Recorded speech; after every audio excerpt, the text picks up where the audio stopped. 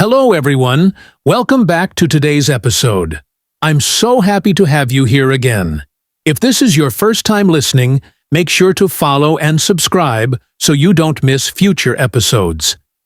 Today, we are going to talk about something that is part of almost every person's daily life. I'm sure you already use it every single day, maybe even right now while listening to this podcast. The topic is social media and how it shapes our lives. You see, in the past, communication was very different. People used letters, landline phones, or they had to meet face-to-face. Messages could take days, weeks, or even months to arrive. But now, with just one click, you can send a message across the world instantly. Imagine how amazing that is. Social media has completely changed the way we live, learn, and even the way we see ourselves. Think about your own life for a moment. How much time do you spend on social media every day? For some people, it's 1 hour, for others 2, and for many, it's even more than 5 or 6 hours. Social media is the first thing they check in the morning and the last thing they see before going to sleep. It has become like a window to the world, but also like a mirror where we see ourselves compared to others. Of course, there are many positive sides to this. Social media connects us with family and friends no matter where they are. Imagine a student in Algeria talking to his cousin in Canada every single day. It feels like they are close, even if there are thousands of kilometers between them. Social media also gives us a chance to learn. YouTube, TikTok, Instagram, these platforms are full of knowledge. You can learn English, mathematics, cooking, or even how to fix a bicycle, all for free. It's like carrying a global school in your pocket. And it's not only about learning. Social media has become a place for business and opportunities. Many people start small shops online, share their artwork, or teach others.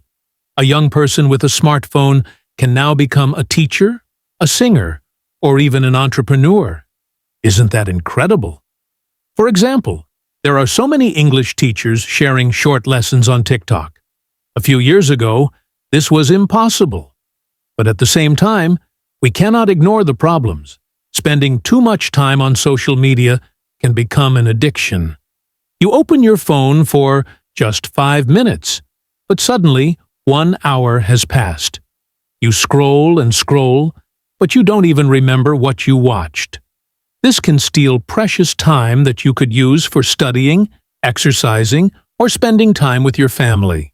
Another problem is how social media affects our emotions.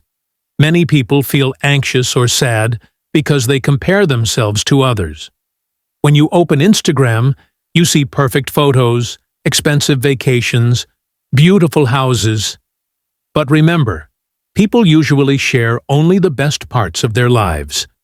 They don't show the struggles, the failures, or the normal boring days.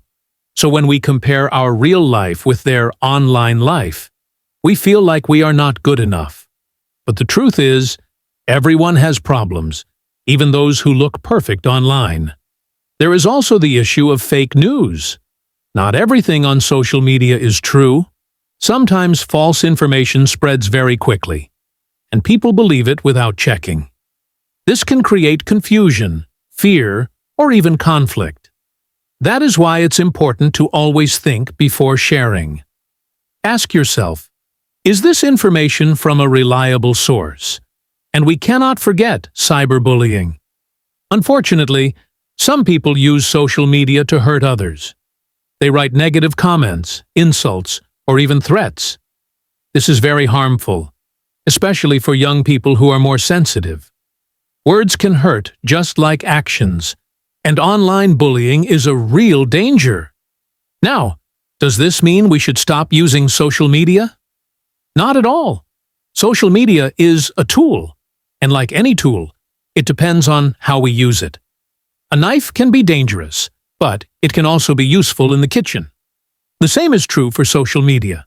It can waste your time, or it can change your life positively.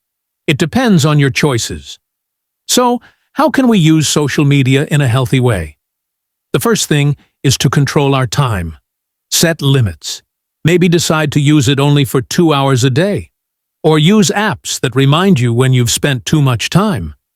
The second thing is to focus on positive content. Follow pages that inspire you, teach you, or make you laugh in a healthy way. The third thing is to take breaks. Sometimes try a digital detox. Maybe spend one day without social media and see how you feel. You will discover that life is still beautiful outside the screen. Another tip is, don't compare yourself with others. Remember that behind every perfect photo, there is a normal human being. Instead of comparing, use social media as motivation. If you see someone who is successful, think about what you can learn from them, not how you are less than them. Looking into the future, social media will continue to grow and change. We might see more virtual reality, where people meet using avatars in a digital world. Artificial intelligence will also play a bigger role, helping us create videos, photos, or even write posts.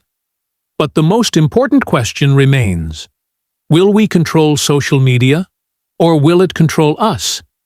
The answer depends on how we manage our habits today. In the end, social media is like a double-edged sword.